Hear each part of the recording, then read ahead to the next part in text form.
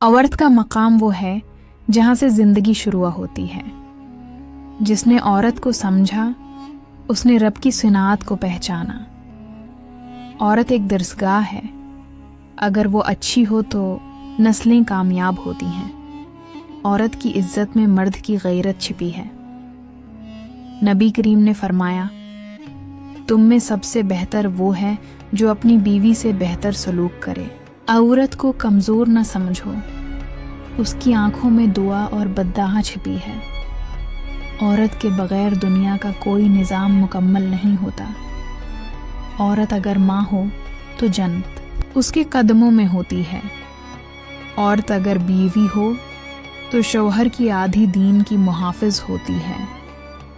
औरत अगर बेटी हो तो रहमत बनकर आती है। मर्द की अज़मत औरत के एहतराम में है।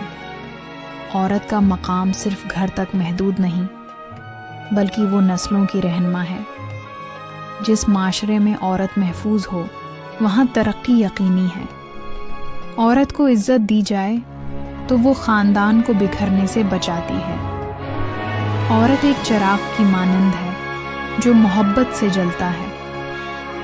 अक्लमंद वही है जो औरत की ज़बान नहीं दिल सुने।